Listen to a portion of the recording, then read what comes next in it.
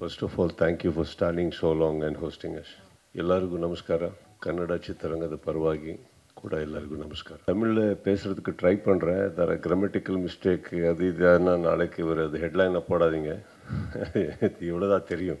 நீங்கள் வந்து சொன்னீங்க ரொம்ப சீரியஸாக இருக்கேன். நான் சீரியஸ் இல்லை சார், சீரியஸாக கான்சென்ட்ரேட் பண்ணிட்டு இருந்தேன். நீங்கள் சர்ஃபேஸ் லெவல் தமிழில் பேசும்போது எனக்கு அர்த்தமாகுது.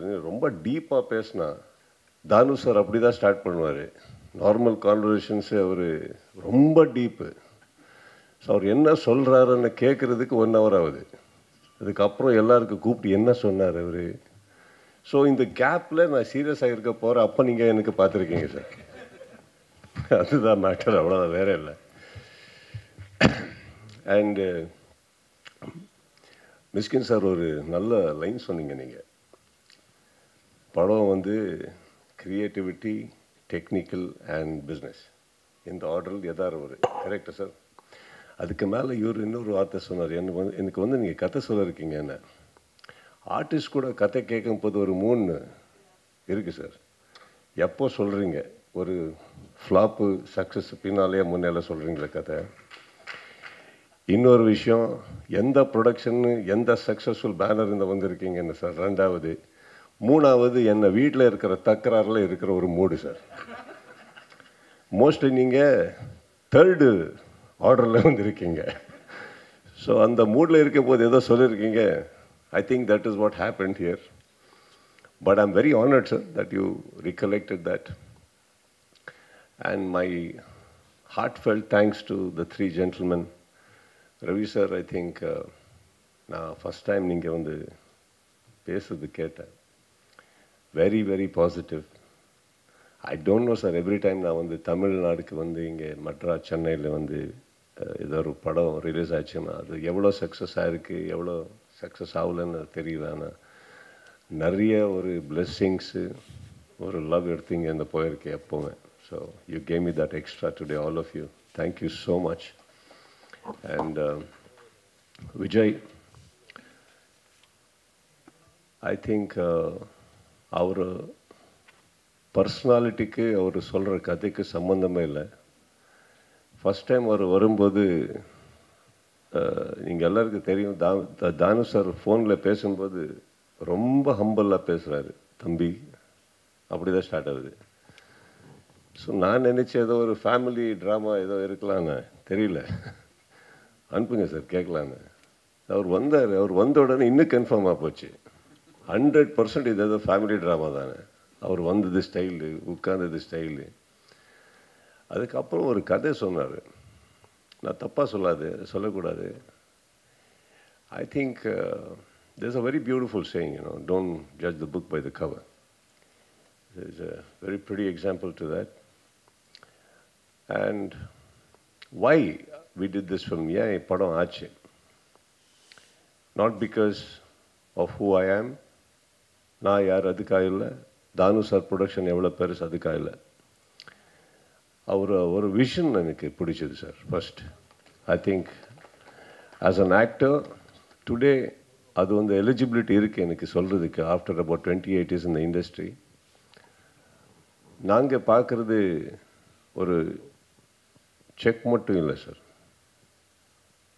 Okay, those 90 leaves that comes as a bound script. I think that is very important to us today and you brought that. So thank you for that. And our vision, அவர் சொன்ன ஒரு clarity. ஆனால் புது director ரொம்ப பயப்பட்டு சொல்கிறாரு கதை. So எனக்கு ஒரு விஷயம் தெரிஞ்சு போச்சு, இந்த இந்த டிரெக்டர்கிட்ட ஏதோ இருக்குது ஆனால் கரெக்டாக சொல்ல முடியல அவருக்கு. So first of all I had to make him comfortable. So I asked him how much clothes, எவ்வளோ துணி எடுத்துகிட்டு வந்திருக்கீங்க சார். இல்லை sir, night கிளம்பணுன்னு.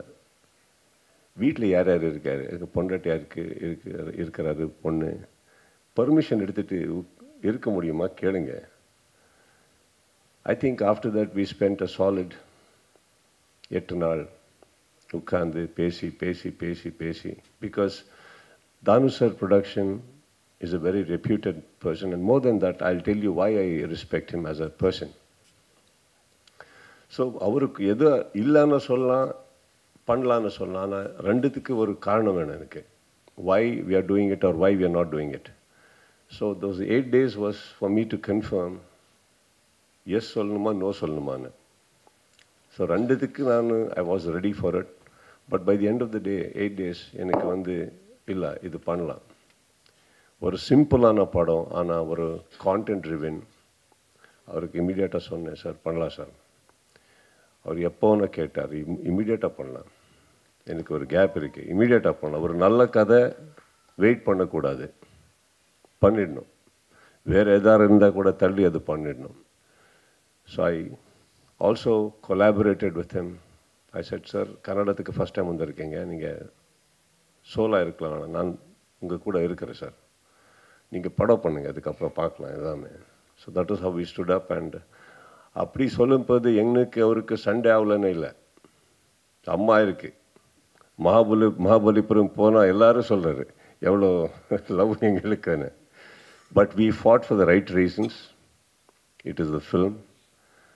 And today each technician and every big person இங்கே அவரை பற்றி பேசும்போது, sir I'm sitting next to you, sir. I'm also very proud to be sitting next to you, sir. Danu, sir. Thank you so much for that. Vijay, I wish you all the best, sir. I come from Karnataka and vandirken, sir. Yeah, mother board ange da irukke. Ange da operate பண்ணுவோம்.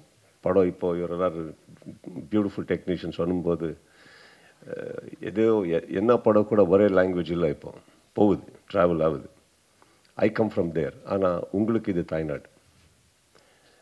This film should do very good for you, sir. And once it does, இப்போ இது ரொம்ப நல்ல ஆச்சுன்னா, ரொம்ப பெரிய பேர் வந்ததுன்னா, அந்த ப்ரொடியூசருக்கு மருதாடுங்க. Don't forget him. Okay? So after that, I know we all grow, sir. But that gratitude is very important. I'll tell you why. 2004 இங்கே ஒரு படம், I was shooting here. அப்போ தானே சார் காக்கா little early, yeah, it was released. நான் போய் பார்த்ததுக்கப்புறம் பண்ணலாமே, இது கன்னடத்தில் கூட பண்ணலாமேன்னு. அப்போ இப்போ வெரி ஈஸி, யாருக்கார தேடுறது, இந்த டைரக்டர் எங்கே இருக்கார், ப்ரொடியூசர் எங்கே இருக்காருன்னு தேடுறது ரொம்ப ஈஸி. இல்லைன்னா ஒரு நல்ல பிஆர் மேனேஜர், கூகுள், ஏதோ ஒரு அங்கே அப்போ 2004 யாருக்கார தேடுறதே ரொம்ப பெரிய விஷயம். எங்கே இருக்கார், எப்படி இருக்கார், மீட் பண்ணுவாரா, எதுவுமே தெரியல. நான் அப்போ தான் I was just making a neat name for myself then, just coming up. So I went to office. அவர் ஆஃபீஸுக்கு போகும்போது தெரியல, என்னமோ ரொம்ப பேட் மூடில் இருந்தார். திட்டுறாரு, யாருக்கும் இது தெரியல. நான் ஐயோ என்ன ராங் டைமில் வந்துட்டு வா, என்ன உள்ளே கூப்பிட்டாரு, போனோம். ஸோ ஒரே ஒரு நம்பிக்கை, தைரியம் என்னென்னா, பக்கத்து ஸ்டேட்லேருந்து வந்திருக்கேன். ஆல்ரெடி உங்களுக்கு இஷ்யூ இருந்தது அப்போது, ஸ்டேட் இஷ்யூஸ். ஸோ அவ்வளோ கேவலமாக பேச மாட்டார் ஒரு நம்பிக்கை. போனால் ஸ்ட்ரெயிட்டாக எந்த ஆள் எனக்கு கூப்பிட்டு வந்தாரோ அவருக்கு திட்ட ஆரம்பிட்டார். நீ அதுக்கு ஏன் வந்துட்ட அப்படி. ஐயோ இன்னும் ராங்கா போச்சு, இது கால்குலேஷன் ராங்கு. இதுக்கப்புறம் நீ போ, வெளியே போனா. அவர் போகிறாரு. ஃபஸ்ட்டு ஹலோ சொல்லலை, ஹாய் சொல்லலை, நீ யாருன்னு கேட்கல. அவங்கக்கிட்ட கூட எதுக்கு தம்பி வந்துட்டீங்க, ஓகே உட்காந்து பேசினா.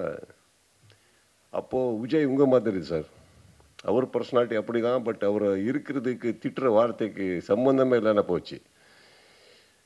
தென் ஐ டோல்ட், இல்லை சார், அவர் எனக்கு தெரியல எப்படி வரணும் உங்ககிட்ட, ஏன்னா பெரிய படம் பண்ணிட்டுருக்கீங்க, என்ன தெரியல சார், விடுங்க. ஒரு ஃபோன் பண்ண நான் தான் கூப்பிடுவேன், இல்லை எங்கே ஃபோன் பண்ணுறது. ஓகே, எதுக்கு வந்தீங்க சார்? அது படம் காக்கன்னு ஒரு படம் கன்னடத்தில் பண்ணும் சார். யார்? இகேன் செகண்ட் டவுட், ஏன் நான் ஹீரோ அப்படி இல்லையா என்ன சார்? நான் தான் பண்ணுவேன் சார். ஓகே, என்ன வேணும் சார்? ரைட்ஸ் வேணும் சார். நான் என்ன பண்ணணும் சார்? ரைட்ஸ் கொடுங்க சார். எவ்வளோ கொடுக்குறீங்க? இது எனக்கு மியூட் பண்ணிச்சு. இதுக்கு மேலே பேசினா தப்பாகுது.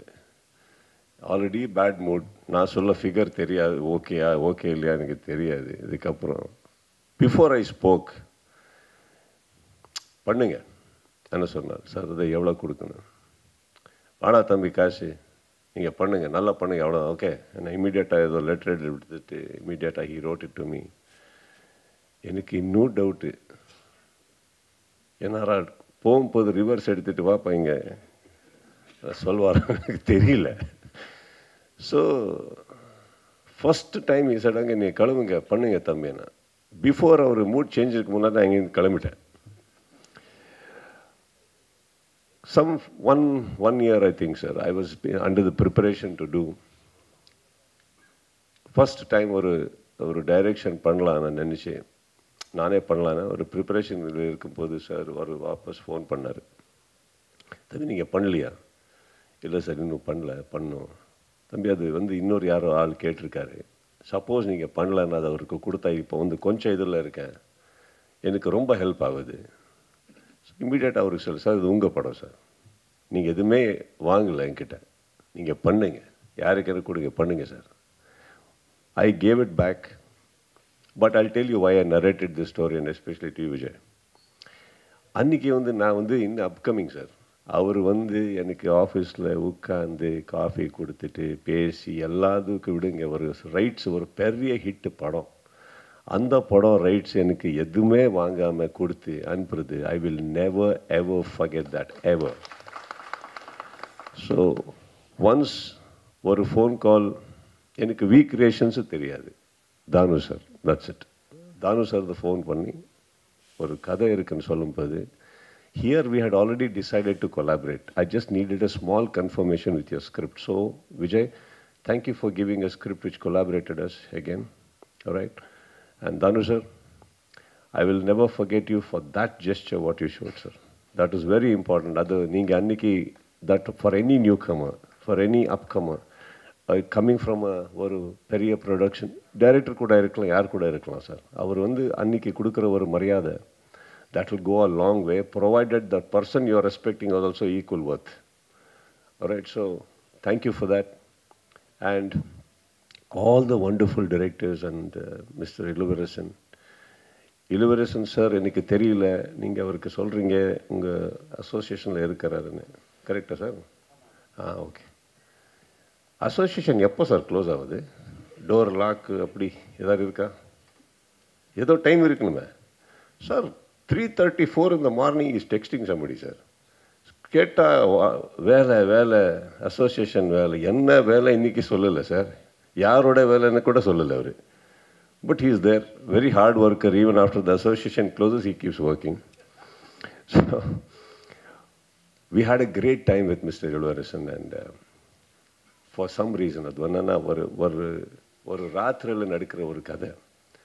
So whether you like it or not, எல்லாரும் சேர்ந்து தான் இருக்கணும், சேர்ந்து தான் பண்ணணும். That is how it is. And wonderful co-actor and a human being I met. Wonderful. And எப்போ நான் இங்கே வந்திருக்கேனோ, everybody, all the press and friends and media, ரொம்ப ரெஸ்பெக்ட் கொடுத்துருக்கீங்க, லவ் கொடுத்துருக்கீங்க, என் தமிழில் அக்செப்ட் பண்ணியிருக்கீங்க. Thank you for that. And all my technicians and wonderful people இங்கே மேக்ஸில் ரொம்ப நல்லா பண்ணியிருக்காரு. எனக்கு whatever அது one wish I do have in this film is that கன்னடத்தில் ஃபஸ்ட் டைம் தானு சார் வந்திருக்காரு. போகிறது ஏன் ஊரில் நடிக்காது சார், அது எங்கள் ஊர் சார், அங்கே வரணும், நீங்கள் அங்கே ஒரு ஸ்டாம்ப் போடணும். இங்கே எப்படி இவ்வளோ டைரக்டர்ஸ் ஆக்டர்ஸ் நீங்கள் இங்கே கொடுத்துருக்கீங்களோ அங்கே கூட நிறையா இருக்கார். அவருக்கு கூட ஒரு என்ன சொல்கிறது, வாட் யூ சே ஃபார் தாரி தீபம், அதாகணும் better. Great maker, a great director, a great storyteller. அது எல்லா இடத்துல இருக்கிற ஒரு requirements. We are just your product, sir. We are just one color in the entire paint what you do. We actors. Thank you all wonderful directors for making us be in your painting, and all of you, thank you once again. My best wishes to the entire team and everyone, and thank you for having me here. Right? Thank you. இன்ப நாள் இது, இனிய நாள் இது.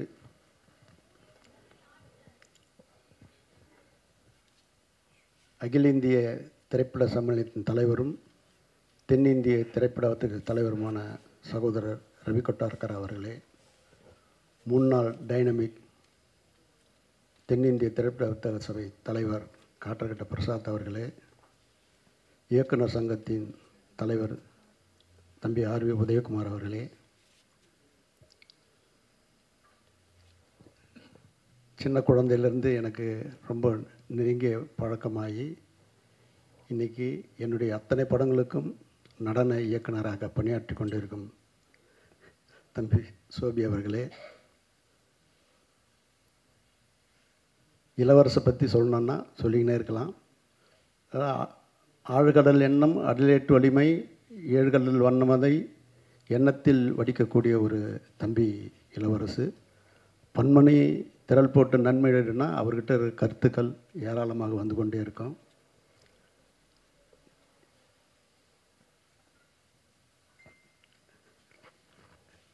தேசிங்க பெரியசாமி பற்றி சொல்லணுன்னா அவர் சொன்ன கதை எல்லா பெரிய நடிகர்கிட்டையும் சொல்லி அத்தனை பேரும் ஓகே பண்ண படம்.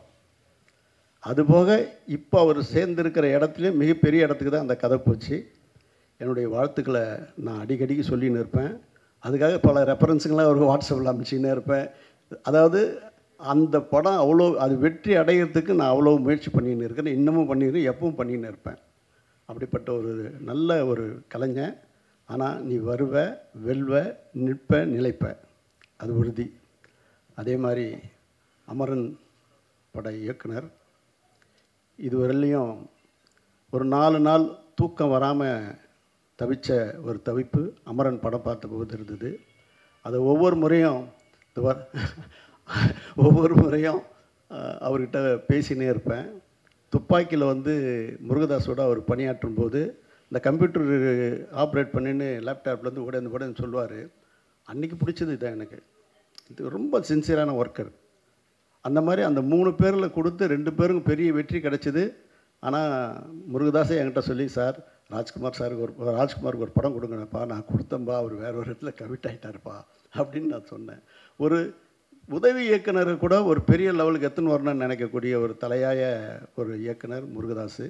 அப்படிப்பட்ட வார்பட்டையில் வந்தவர் மிக சிறப்பான ஒரு இடத்த வகிக்கிறாரு. இந்த திரையுலகுக்கு ஒரு பெரிய கிடைக்காத ஒரு அமுத சுரபி. அவர்கிட்ட கருத்து வந்துக்கினே இருக்கும்.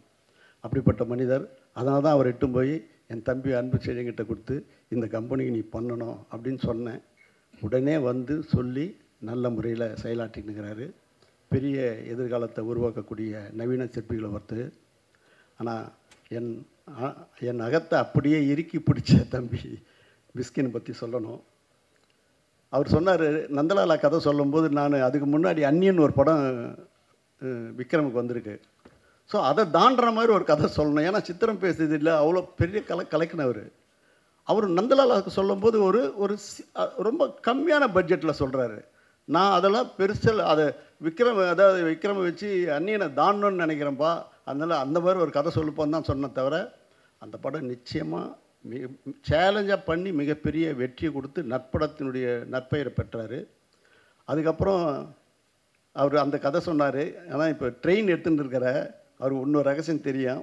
இவர் விஜய் சேதுபதிக்கும் சிவாஜி குமார் சாருக்கும் கதை சொல்லியிருக்காரு.